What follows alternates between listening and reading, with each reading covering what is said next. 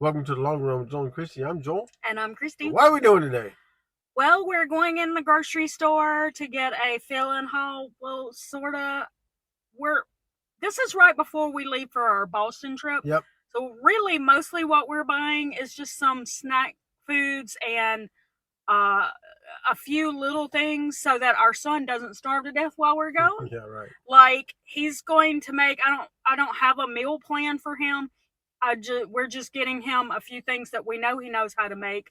Like he knows how to make quesadillas, hamburgers, homemade pizza. So we just need a few odds and ends so that he can make those things for himself, which will keep him out of from eating out the whole time. Yeah. All right. So also, as a note, after the end of this grocery haul video will be a recipe that is inspired by a Julia Child recipe. So it is very decadent. Would be a great date night recipe. So be sure to stay tuned to the end to get that recipe. All right, let's get to it. Okay, so these are little trial sizes for our trip. Among some other things. We use those wet ones in our backpack when we go to theme parks. But Pop-Tarts, no surprise there. Excuse me. $1.78. Tortilla shells for our son so that he can make quesadillas. Oh, and the Pop-Tarts are for him while we're gone. $2.78, and then we got him some hamburger buns in case for if he wants to make hamburgers. It's not wanting to read it, but I'll put the price on the screen. Oh, and you'll know this is an ongoing thing with him that he doesn't sleep well, so he drinks bedtime tea, and I think that's usually about $3.98, 88 cents. What is it?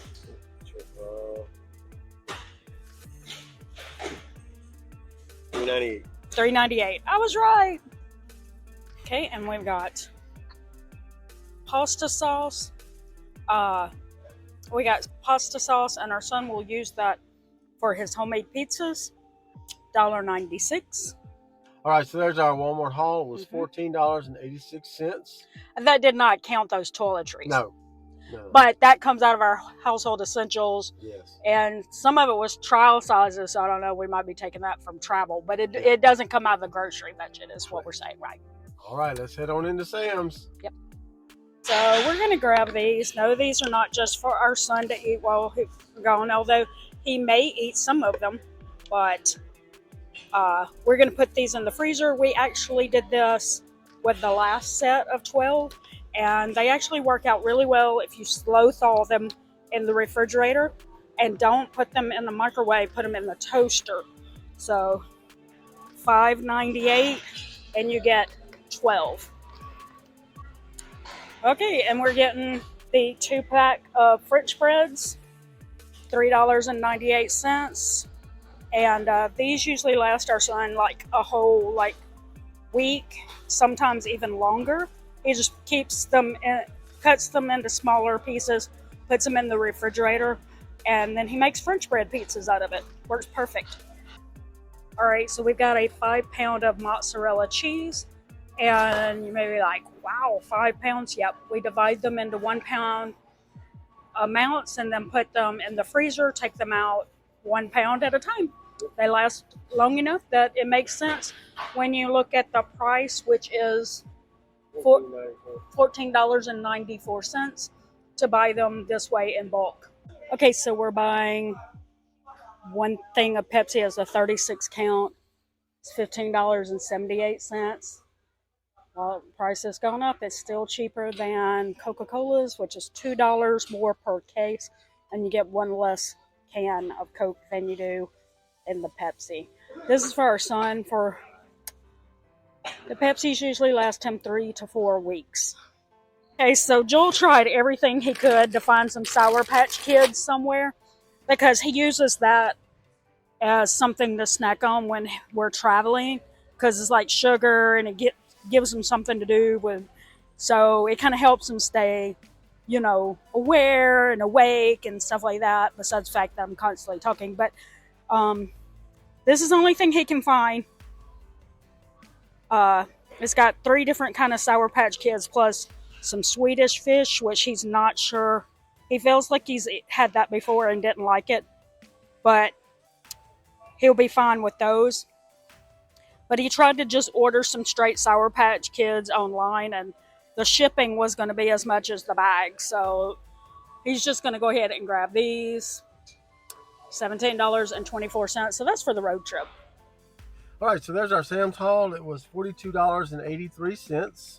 Yeah. And like we said, some of that is for while we're gone, so that our son will like not eat out the whole time, which he doesn't really like to do that anyway. So this gives him food and choices. Yep. And some of it wasn't, because like the croissants we will put in the freezer, and so some of those will be for when we get back. Yep. The Sour Patch Kids is for the trip. Yep. And like we said, anything for the trip we are taking from our travel fund. So we're not including that in our groceries here. Yep, that is correct. Okay, so we have the total for Walmart. Yep. Sam's Club. Yep. Total. Right. And that's out of a budget of $600 for 3 adults. Mm-hmm. And at the end of the month, the balance of that will go into our whole household essentials fund. That's right. And you probably won't see very, like, we will look like we are so good this month on our spending, but it was because we've been traveling. We're gone for 10 days, and then probably another 3 days at the end of the month. So we're really not that good. So yeah. All right, so stay tuned now for our recipe video. It's coming up right now. If you have a recipe you'd like for us to try, drop it down in the comments below. We'd love to try new recipes and hear from different people and different things that they like as well. But now, on to the video. Okay, so because this is kind of like a Parmesan chicken recipe, we have to make a dredging station so that we can dredge our chicken through it. So we got, this is just plain flour, 1 cup of plain flour. All right, and then we're gonna have, in this dish, I only have 1 pie plate. If you have more pie plates, then that would make it a lot easier. We got 1 egg, 1/2 teaspoon of olive oil, and it says 1/8 teaspoon of salt. Just gonna put a little pinch in there. And we're gonna take a whisk.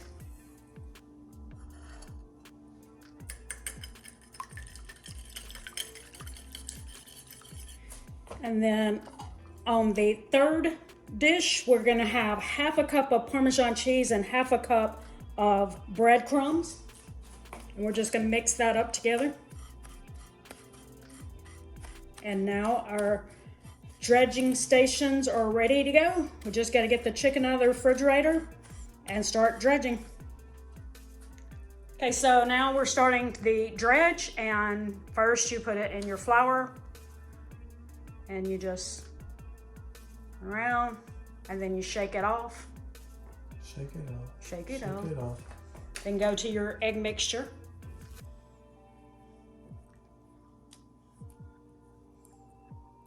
Okay. And then roll in the Parmesan bread mixture.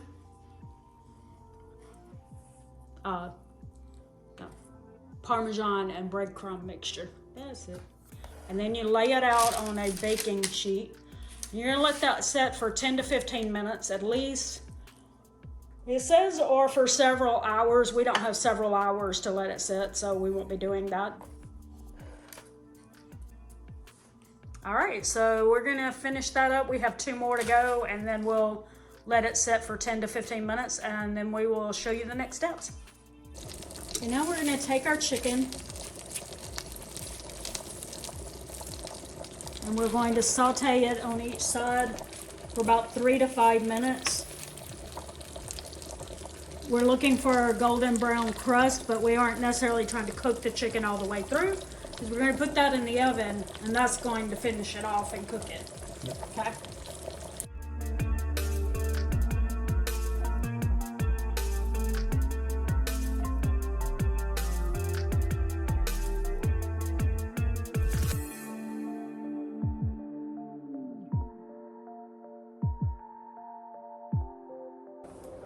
Okay, so we put the chicken in a baking dish, and now it's going to go in the oven on 350 degrees for 20 to 25 minutes. Okay, we're making our brown butter sauce that's going to go on the chicken here. And you can make this ahead of time too. Again, we did not, but you can. But we're going to start off with half a stick of butter, and right now we're just trying to melt it. And we're supposed to whisk it the whole time.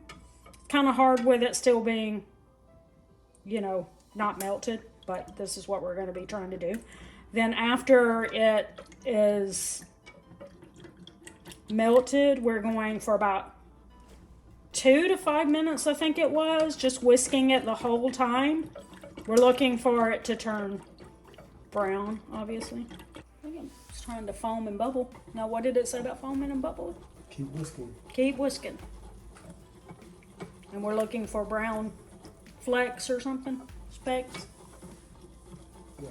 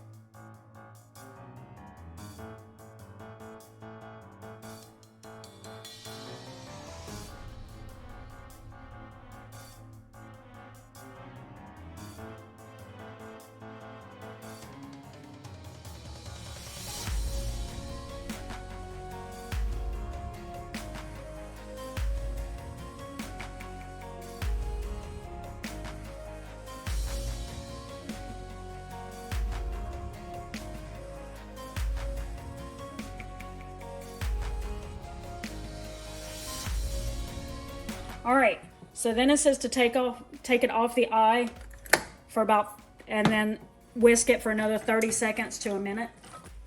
Okay, so the next step is to pour this into a container. We just put it in a measuring cup for a minute.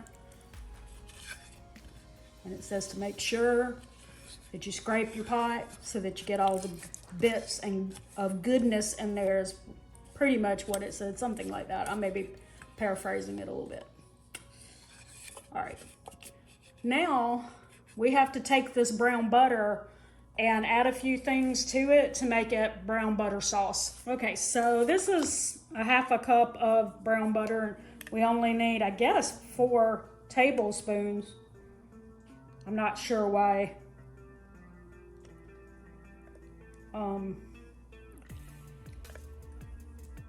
The recipe wasn't written that way. I was a little confused by it. There we go. Okay, we're gonna do that. And then we're doing about 1 tablespoon of lemon juice.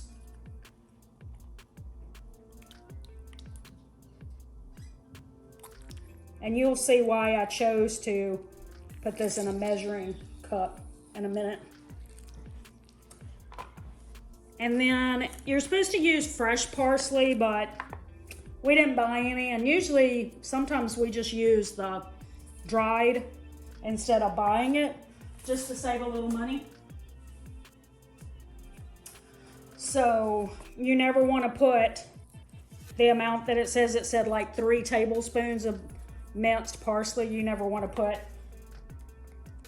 3 tablespoons of dried parsley when it says fresh, because that's going to be a lot of parsley.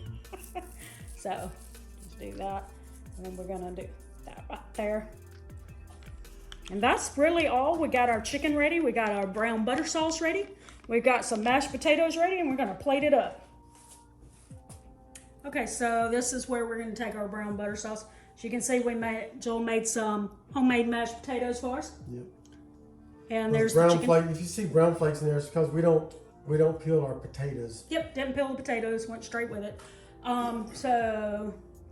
As a note, if you think that piece of chicken looks small, it's because we cut it in half. We sure did. Sure did, because they're rather large. They are rather large. Okay, so we're just going to drizzle it a little bit like that. Y'all excuse my shaking hand, but this makes me nervous doing this on camera. Also, I have an essential benign tremor, so sometimes my hand shakes and I can't control it.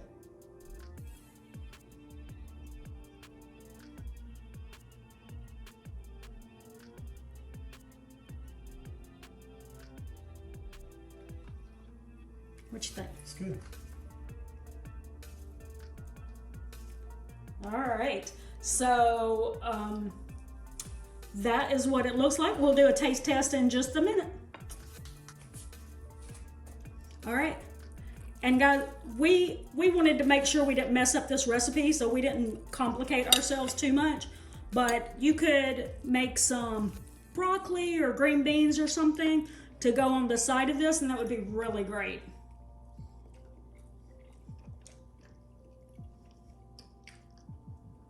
You could also use some cauliflower, mashed cauliflower with it. That would be great. Yep, it's good. Yeah. We will link the recipe down in the description so that you can go see the original. But it was inspired by Julia Child, and it, of course, has a different name than Parmesan chicken. But this is it. We do recommend. It is really good. Right? Right. All right, so we hope you enjoyed that recipe video. If you'd like another recipe video, we're going to link one right up here that you can click on just as soon as we say the thing we always say. With that said, that's going to do it today for The Long Run with Joel and Christy. I'm Joel. And I'm Christy. Don't forget the long run. Give yourself a little grace. Bye.